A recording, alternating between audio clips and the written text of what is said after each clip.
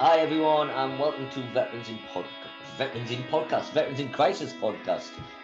Today we have Steve absent. Steve is the development manager for the Coalfields Regeneration Trust, and we've been really lucky to have secured funding from them to help buy our van, but also other types of funding as well. You all right, Steve?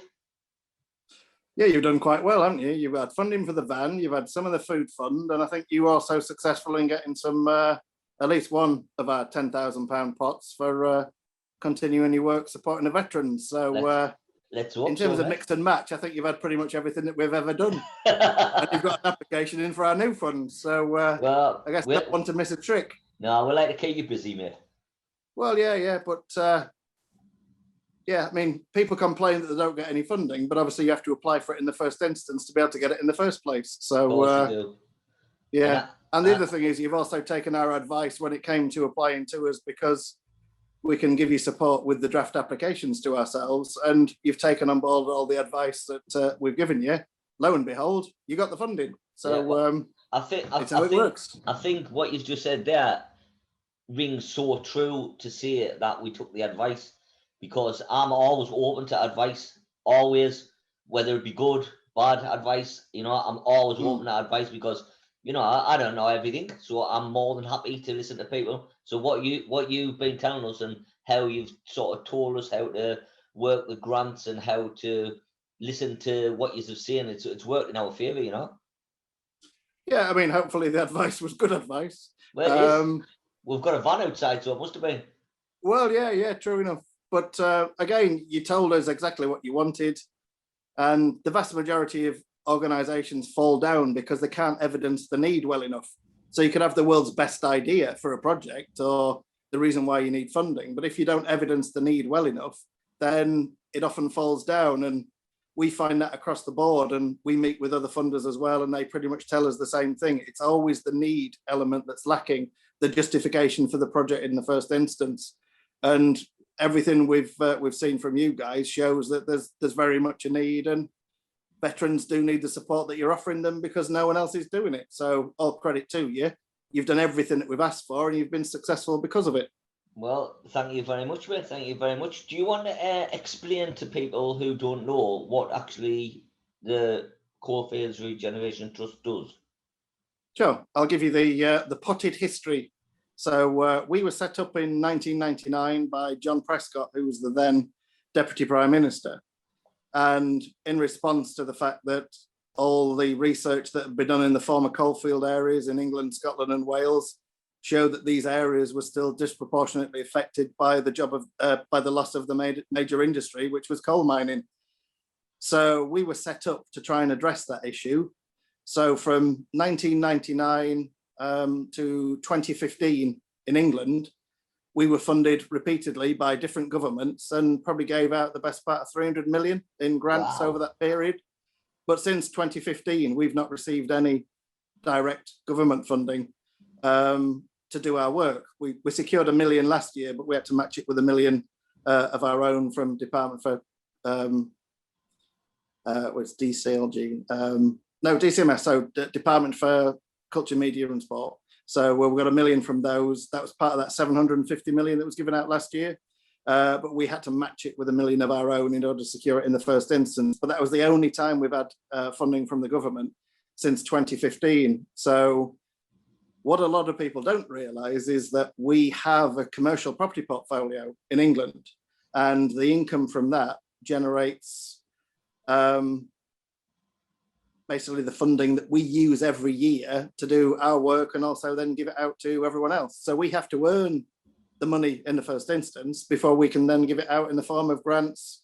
And we've also got teams that deliver sort of health work, teams that also specialise in supporting people back into employment and supporting them with skills. And we've also got a team that delivers kind of football and kind of healthy activities and other sports. So all the bits and pieces that we do collectively in England, we have to earn the funding from in most cases before we can then give it out or do the work that we do. I mean, like any organisation, we pick up bits and pieces of contract funding, and we also assess on behalf of other funders as well. So we've delivered quite a few programs for Sport England, and that brings more income back into the organisation that then allows us to do more things. So we are very much similar to even the way you operate. So we still have to bring the money in some form or another to then do the work that we do. So we also have teams in Scotland and Wales, and they get funded year on year by their own governments. But England is a different matter. So and if we have a bad year with say our commercial property portfolio, then it means there's less money in the pot. Conversely, as we continue to grow the property side and make more investments and do more developments, then hopefully that pot will grow to allow us more income that we can then give out in the form of grants and do more work ourselves. So it's an interesting model, but we also have to be sustainable. And thankfully, for the last 5 or 6 years, we've done just that. And it's lucky, I mean, not just for us, but it's lucky that it has worked, because if you're not getting any funding from the government, you know, the great work that you're doing, it must be a struggle. Yeah, I mean, it's a difficult one, really, because all the research that we've been doing recently shows that all the former coalfield areas are still disproportionately affected by the loss of the mining industry. So we prioritise 3 key themes, which are employment, skills and health and well-being, because these issues are still the ones that are most affecting people that live in former coalfield areas, and it isn't going away. Recent research that we did with Industrial and Communities Alliance, looking at former industrial areas across England, showed that the coalfield areas are still behind. If you put the collection of coalfield areas together, so all the local authority areas that constitute where the former mining industry used to be, we would be the most deprived part of the country. So there is very much still a job to do from our perspective, and we just have less resources in which to do it. So we encourage all our member organisations to kind of sing their own praises and advertise what they do, and we also speak to MPs and local authorities and ministers and so forth to let them know about what's happening and kind of share the good news stories, really. But there's still an awful lot of work to do. So from everything that you've told me today, you as an organisation have come on leaps and bounds in a short period of time, and all credit to you and the team that you've built around yourself. But if there was 10 times as many of you, you'd probably still have a job to do, and the same with us. So and obviously after COVID and everything that's happened over the past year and is still continuing to happen, then what often happens is that those areas that are more deprived have less resilience to then, what we're finding is that the position then gets worse and worse. So the most deprived areas become progressively more deprived compared to everywhere else, because they just don't have the resources and the resilience to kind of weather the storm almost. So 10 years of austerity didn't help. I think we came out of austerity at the beginning of last year, and things were starting to look good again. Then COVID hit us in March, April, and we're back to a worse position probably than we were before. So there is always a job to do, I guess. And the reason why we had our conversation today, we really want to help organisations like yourself to support people that really need your help. And collectively, we champion the cause for people living in the former coalfield areas to make sure that they're not forgotten about. Yeah, I mean, you said one thing there about teamwork. I think to be successful, you need a good team around you, don't you? Everything I put down for success of Vix is teamwork. Everything we do, and by team I mean as well the people of Sunderland, you know, because this is a community interest company, because Sunderland were part of the community, and it wouldn't work if it wasn't for the community. But you helping us with that van has helped us massively in helping people move home, taking furniture deliveries, taking donations. You know, it's been a huge thing, because we had a transit van, but like I explained to you, the transit van we were doing just for one house removal, something like up to 10 trips. You can only get a settee in a transit van. You know what I mean? So it was time consuming, you know. But having a Luton van, it's brilliant, been brilliant. Like, and I can't thank you enough. You know, and it looks great. It's got the logo on the side. It's got your logo on the side. It's got the Covenant on the side. You know, it looks the part, like, and it looks professional, and that's what I wanted. But again, you've shown me today that it's been used for all the right reasons, so that's what I want to see. It's there's no point giving you funding for a van if that van's just going to be parked up all day and no one's using it. It's out and about, it's used every day. And that's exactly that's the reason why you got the funding, because you showed that there was very much a need for it, and that'll need will continue to grow.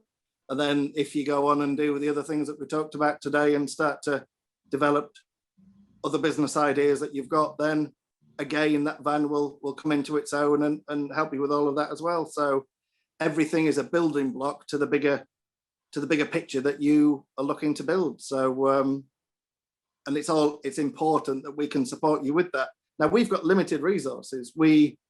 Last year we had an inflated sort of grant pot because of the £1 million from DCMS that came in. This year as well, it's our match funding against that. But next year we could be back to 500,000 or 600,000, and that's our entire grant pot for England. So we are only a very small funder, and the fact that you've secured successive funds from us from different pots that we've got available shows that you are not only a safe pair of hands as an organisation, but you're doing exactly what we want you to do, which is helping those people and ideally helping people to help themselves. And everything that you showed me today was just that. Excellent. You're working on the strengths that people have themselves and helping them in times when they're having difficulty. And that's the best thing that you can do. When we spoke earlier, you mentioned that you had the most members in Sunderland. Is that right? Yeah. Back in 2015, when we lost the larger scale government funding, we made a decision. We asked the question, what can we do for organisations in former coalfield areas if we can't give them money? And it was, really to provide them with support to continue to grow and ideally to become more sustainable. So that then was the impetus for us to create what we call the practical support programme. And that's grown over the past few years as well. So we provide a variety of free services to kind of charitable organisations, small to medium-sized ones that are operating in the former coalfield areas. And you've joined that service and obviously benefited from it. So we've got probably just short of 380 members across coalfield areas in England, and Sunderland has the single largest number of members per local authority area. And I'm going to cough as well. Sorry. You made me want to cough there, man. I know, you can see it coming, couldn't you? All right. Right, I've had a drink. Sorted, man. Stop my eyes watering now. And, sorry, I'm not editing that out, mind. That's getting left in. Yeah, that's been the best part of the podcast. It'll be on my bloopers reel. that and so many others. So the membership is very much important to us, which is over this next year, it's not just about having a series of organisations that we support. It's recognising what those organisations represent, which is a collective voice. I'm doing well, aren't I? Oh, it's great. It's a collective voice for the coalfield areas. So we're looking at capitalising on that and maybe doing some more coordinated activity to make sure that your voice can be heard. Your voice is not getting heard, mate. No. I just realised I'm not taking my antihistamine today. Well, take it, because I don't want you collapsing live on air. So take it for God's sake. No, it's I don't particularly want to go out as a famous fatality on one of your podcasts. You'd not be the first person who's died on one of these podcasts, mate. All right, okay, that's encouraging. So you're up in Sunderland, aren't you? So you come to visit us. Yeah. So doing the Funderland event tomorrow that was supposed to be a part face-to-face, part virtual, but it's an entirely virtual funding event tomorrow. Then that will be replicated later on in the year when hopefully we can all meet face-to-face again. But the 30 or so members that we've got in Sunderland, how we describe it, Lynn and myself, because Lynn Utting co-manages the programme with me, so she's the other development manager for England. We say that our members are our eyes and ears in coalfield areas. we're all based out of head office in Barnsley, so we can't possibly know kind of what's happening in Sunderland. But having the meeting with you today and a series of meetings that we've got this week with organisations operating in Sunderland and South Shields, you will then give us far more information than you realise as to what's happening currently in Coalfield communities. And we then take that information back and we use it to develop our programmes and inform our directors and trustees about what's happening. So the information that you give us is absolutely vital. Good. I mean, I enjoyed my meeting today, our meeting, because we haven't caught up before, only by email, you know, like you've just said there, everything's virtual now. It's nice to be able to actually speak to someone without through a screen. I know it's through a screen now, but we've already spoken for 2 hours today anyway. So, you brought a tear to my eye. I think that might be the antihistamines shit calling for you, that mate. Yeah, more than likely. But yeah, and we see this as being a reciprocal relationship. So it's not just you are an organisation that we support. We want to advocate on your behalf as well, which is why we're looking at doing more with the membership. So 30 voices, and that will grow in Sunderland as well. And we might get another 3, 4, 5 new members this week from different organisations we speak to at this funding event. So, and also any organisations that watch this podcast who once they've stopped laughing, then might consider joining, accessing our services as well. So, and the more the merrier, really. Well, I can only give you good reports if any other services are watching, because it's been sort of life changing for not only us but the clients, the funding that we've received. You know, we wouldn't have that van, meaning we wouldn't be able to move. People wouldn't be able to take as many donations. So for us, it's been life changing, and like I say, we can only thank you, you know, for the help you've given us. But also the support, the money's great to have, but you know, having someone on the other side of a phone to ask advice for, that's great as well. Yeah, and that's not going away. And if anything, we're going to add to that this year and try and do more and offer more training and bringing people together. And even though we may not be able to do it face to face, what's happened over the past year in terms of positives, I guess, is the fact that we're using this the tools now like Zoom and Teams and so forth. I'm going again.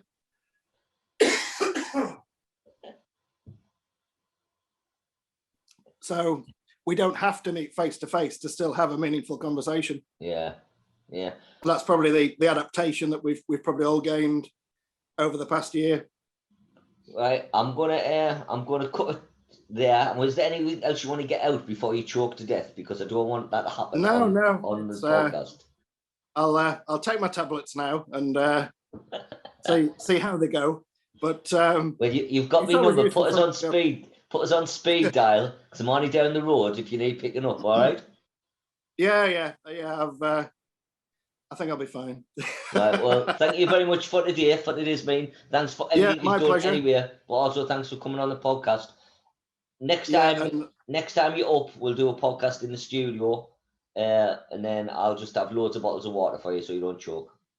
Perfect. Yes, it'll be more professional next time. All right, thanks, Steve. My pleasure. All the best. Cheers, man. Bye. Cheers.